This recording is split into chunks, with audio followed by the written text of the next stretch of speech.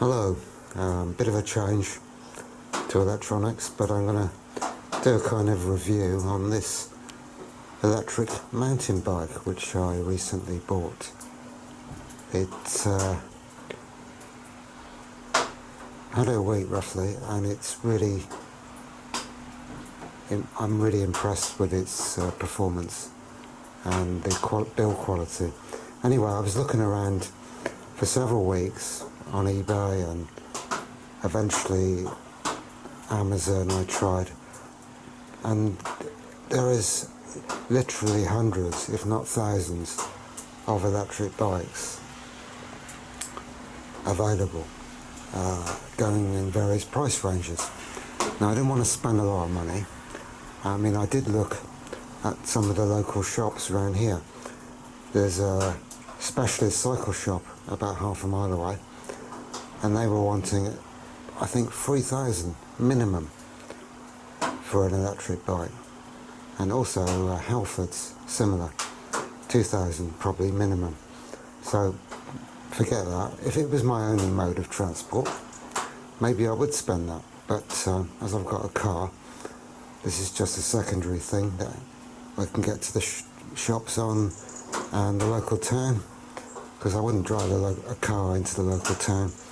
It's too much hassle with parking. It's much easier to cycle. It's only 1.5 miles away.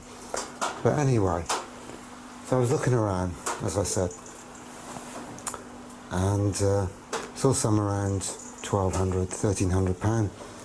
I had them on my watch list on eBay, and then I came across this one on Amazon.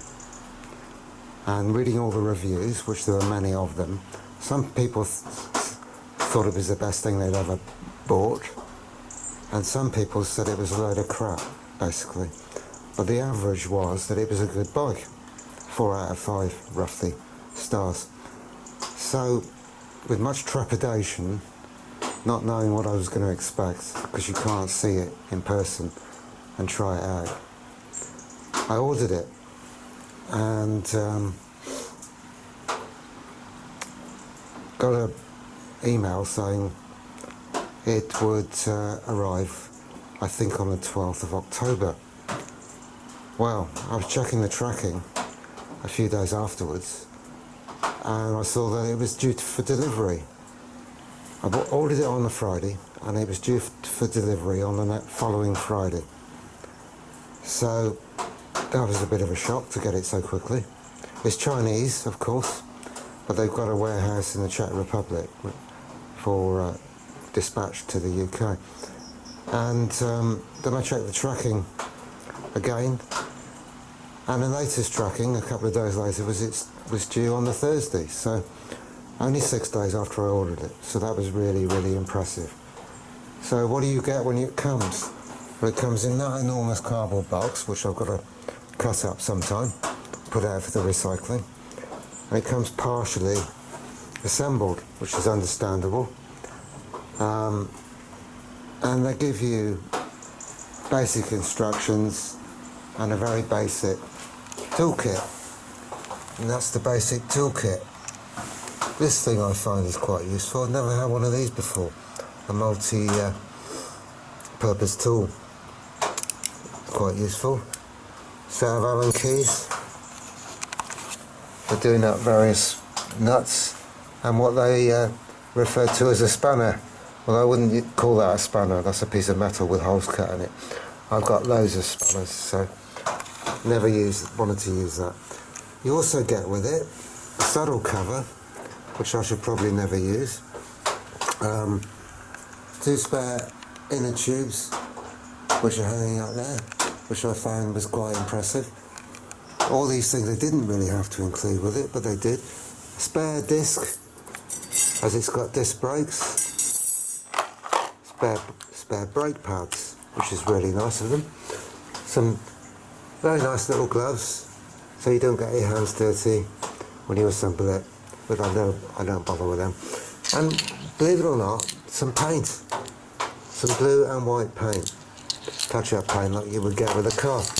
Also, mobile phone holder, not that I should ever use it, but it seems very high quality, no plastic rubbish, all solid metal.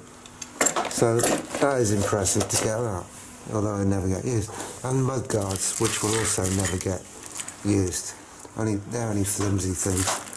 And not only that, I was worrying about how I was going to lock it, what sort of lock to get for it, because I can't use a normal D-lock because of the battery and whatever, and the electronic controller. But they also included a chain lock, which is good. I don't know how good a quality it is, how it would stand a pair of bolt cutters. Probably wouldn't.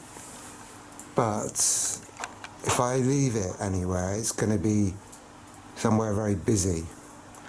Well, I don't think anybody's going to come along with bolt cutters and steal it. Also, I could take the battery off if I wanted to, but it's heavy to carry around.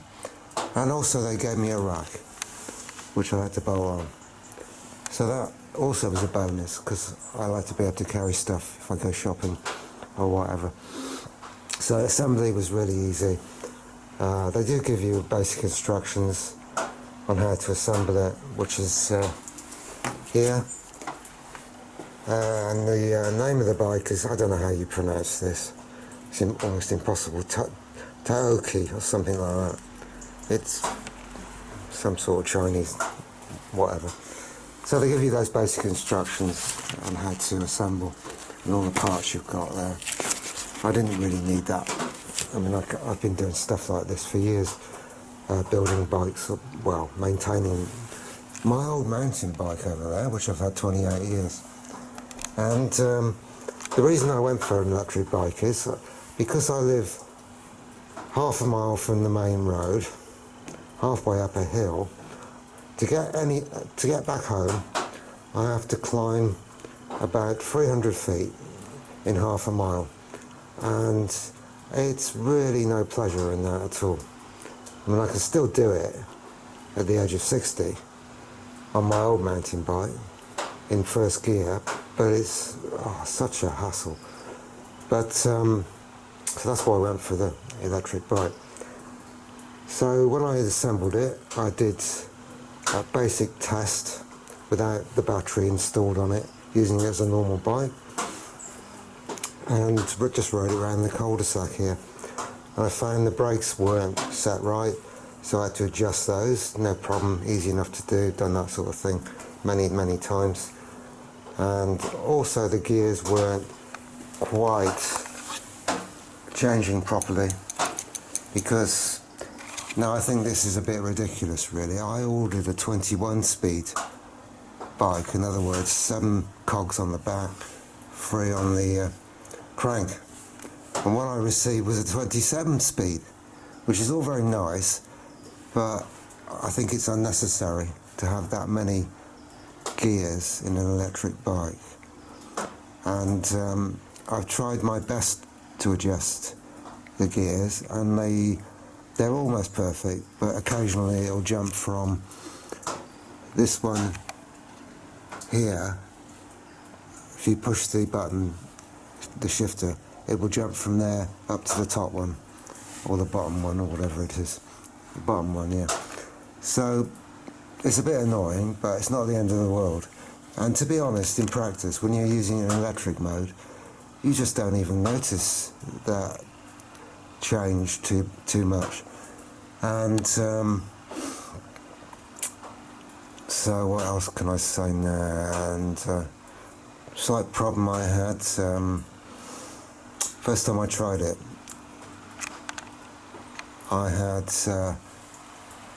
when I was going down the hill here, I had on the display, which I should turn on now, and there we are, that's the power button and various mode settings. So first problem I had was I had this exclamation mark come up on the display, which there's no reference to really, and that worried me slightly. It must have some fault. I also had an error code come up, error 02, and when I checked in this awful piece of paper, which is hardly readable, that refers to brake error. And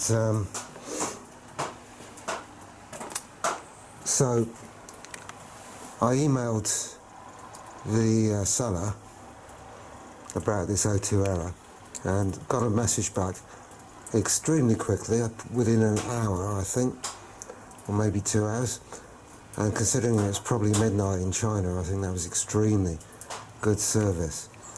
So they confirmed it. It was a brake error. Wanted me to send a picture of it, the display with that error on it, and they would send me a new lever, whatever the lever is. I don't know what a lever's got to do with anything.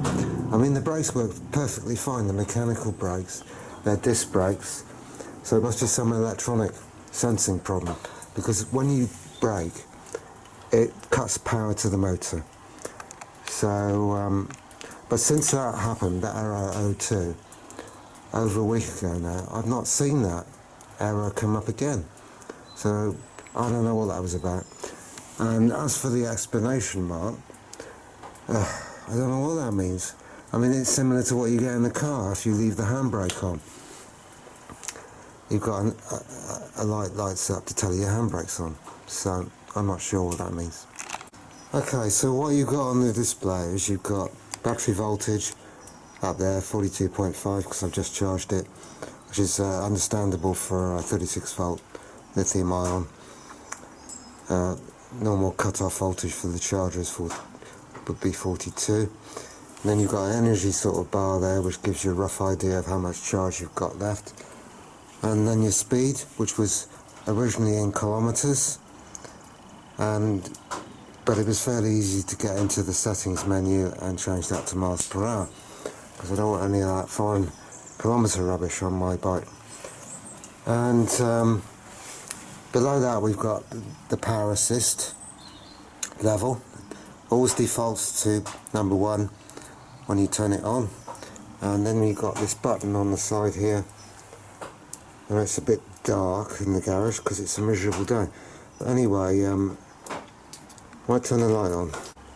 Yeah, so the light didn't make any difference, but anyway, move it about a bit, maybe I'll get some more light on it. Hang on, that's a bit better, I've got some daylight on it now. So you've got this keypad here. Now, these things perform various functions, but basically, if you want to change power assist level, you just do this, and it goes up to number 2, and number 3, and number 4, and number 5. And number 5 is for really steep hills, like coming up my hill to this place. So, and then of course you can go down again by pressing the button. And then you've got your M button, and that will change this bottom display. At the moment it's got the odometer on there, so it's saying that I've done a total of 24.7 miles, which is wrong because I inadvertently reset it when I was playing with the settings menu. I've actually done 35 miles on it since I've first used it in electric mode. So if I press that M button, it will then go to the trip distance, which is useful. It's nice to know how far you've been and how far you've got to go home and whatever. And then I'll press it a third time. It tells you your time, elapsed time since you turned the power on. And back to the odometer. And there's the gear shifters, of course. Up and down, push buttons, thumb shifters. That's for the crank, obviously. And this one is for the cogs on the back. And it gives you a rough idea where you are on your gear range, which I've never had before. That's quite useful. 1 to 9 on there, and 1 to 3 on that one. And I've actually found that since I've been using it, that after a bit of experience of using it, that I can stay in the middle cog on the crank. Well, that's the other side, you can't see it. Whereas before, I would always have to come right down to the lowest gear on the crank to get up the hill. But this is so powerful, well, fairly powerful, that I do not normally need to move out of the middle cog on the crank. And if I wanted some extra speed, I could go to the highest gear on the crank, but I'm quite happy going along at 15 miles an hour or whatever. And so the first real test for it was to go up one of the hills around here, because I live in a very hilly area. So I took it up. I took it on a 5-mile basic ride the first time, and I took it up this hill, which I've been up many times on my old mountain bike over there, and it's a long hard slog, but you can get up it on a normal bike. This thing went up that hill probably 12 to 15 miles an hour, no problems at all. I think I probably had to go up to about level 3 on the power assist, but I was just amazed at how easy it was. Oh, and I forgot also, which I only worked out how to use after a couple of days, you've also got a throttle control, and I won't push it now because it'll start trying to move. If you want to run it in pure electric mode and not pedal at all, if you're feeling really lazy, you can just control the motor controller by pushing this down. And again, depending on which power assist mode you're in, will give you more or less speed on that. So anyway, that was my first ride up this hill, and I was just amazed. And when I got to the bottom of my hill, again I was amazed at how easily it went up there. I'd normally be having to be probably 10 minutes from the main road to cover roughly half a mile to get up to the top of here. You can see how hilly it is round here. There's a hill over there, other side of the valley, and you can also maybe see how steep. If you look down there, that is really steep coming up that road, and also up my driveway. So I just can't get over how good it is at getting up fairly severe hills. I think there would be some really, really steep hills around here that would defeat it, but I've no interest in going up tiny little lanes up really, really steep hills. So all in all, I've really, really impressed with the power, and it just makes cycling a pleasure compared to what it used to be like. And the sad thing is now the weather's changed, and we're coming into autumn. I probably won't get so much use out of it over the next few months, but maybe just turn that off now, because I don't think I'm going to be riding it in this weather. So I wanted to see what the range would be like on the battery, rather than recharging it every time I got home. And because it's, you know, they specify a range in the manual and whatever, but it's never going to be what they say. You know, it's going to vary on terrain, and as I said, it's very, very hilly around here. So I've been riding it now for 6-7 days, and done about 4 or 5 rides on it. The longest one was 10 miles, again up quite a steep hill to a local place called Painswick. And yesterday I took it out because it was a lovely sunny day yesterday, and my intention was to get up to the top of that hill there, over there, which is roughly a mile away. That's Minchinhampton Common and Rodborough Common. And but I quickly realised, after I'd done about half a mile, the battery voltage was dropping right down to about 32 volts, and I knew I wasn't going to get up that hill. So I did a bit of a ride around, not too far from here, just to see if I could run the battery down, and eventually it was showing signs of going below 30 volts.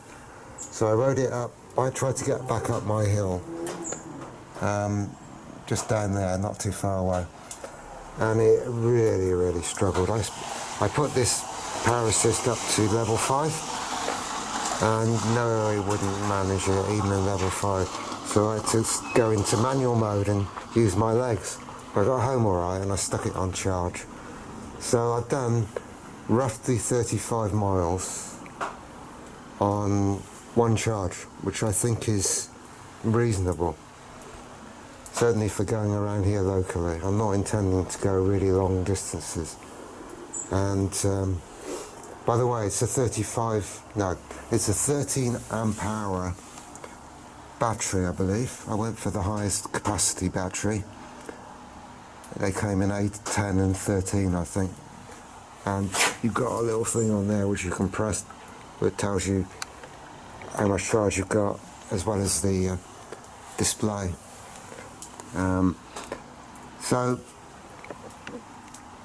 So when I got home yesterday, I put it on charge, and it says in the manual 3 to 4 hours charging time.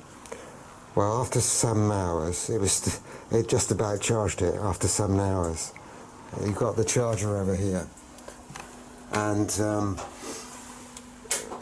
you turn it on. Well, it's gone green now because it's not connected, but that goes red and goes green when it's charged. So I stuck it on charge and kept checking it after about 3 hours. It's still red, and as I said, it took 7 hours to charge the bike, but that's not a problem, you know, just charge it overnight, whatever. And then when I looked at the rating of the charger, it's only a 2 amp charger, so that would be about right, wouldn't it? 2 into 13 would be about 6.5, 7, whatever. So that's no problem, really. What else can I say? It's got suspension. I'm not really particularly interested in suspension on a bike, although there are a lot of potholes around here, so I suppose it could be useful. I've got it enabled at the moment. You can turn it off with this lever, switch, dial, whatever. And disc brakes. Now, I've never had disc brakes before on a bike. I've got the old style V-shape ones, and I can't honestly say that disc brakes seem any better than my old style bike. To me, it's maybe just a gimmick, I don't know. One thing that does concern me is if I get a puncture, how do I get the back wheel off? There must be a fairly easy way to get it off, because it's got the motor in the back wheel, and the power comes in here. I haven't pulled this off yet, but maybe that unplugs so you can take the wheel off. But that's something I'll worry about when it happens. Can't be that hard to do. Somebody I talked to who's a keen cyclist says you can change the inner tube or repair the puncture with the wheel on. But I suppose it is possible. And one thing I did notice though when I first started riding it was there's more things to think about than a normal bike. On a normal bike you've got to think about the gears, what gear you're in, and looking for potholes, which are everywhere around here, and of course the traffic. So you've got your mind on all those things. And with this, of course, you've got to also think about the level of power assist. So it gives you an extra few things to worry about. But I think, all in all, I think it's fantastic. And I think it would get me to Cheltenham and back, which is probably a 32-mile round trip on one charge. So that would be interesting to try when the weather is better, which probably won't be till the spring now. And if all else fails, I can still ride home. If it ran out of power a couple of miles from home, I can still get home, no problem. So I think I'll give you a sort of a demonstration of it, not outside, but in the garage. I've worked out a way of doing that. So I improvised a way of lifting the back wheel off. I've got a cord and a hook that goes to the beam, and that was mainly for adjusting the when I was adjusting the gears on the back, but it gives me an opportunity to try it in electric mode because the power's to the back wheel. So I put it into, turn it on, and turn the motor kicks in after 1 revolution. So you can hear it kicking in there. And of course there's no resistance on the back wheel, so it's really easy to turn this crank. And now if I go up to, let's put it up to level 3, just for demonstration. Now it really takes off now, and it says I'm doing 17 miles an hour because there's no resistance to the back wheel. And of course I can also do this with it, using the pure electric mode. It's gone up to 17. I think it's speed limited to 15 normally, but probably to do with there not being any load on the actual bike, running it like that. So that just gives you an idea of how easy it is to use it. I could put it up to level 5, just for something to do. It really takes off then. And you only need to do that once because obviously there's no load on the system. It'll just go on like that forever. And as I said, as soon as you touch the brakes, it cuts the power anyway to the motor. So that, I guess, is about the end of this rather poor review. I don't know. It's the best I can do anyway. I will, when I worked out a way of fixing the camera onto the handlebars, I'll probably take it for a short ride somewhere up a hill, but I'll have to wait for that. So, hope this was of some interest, and very impressed with it. Recommend it strongly, highly, whatever. Bye for now.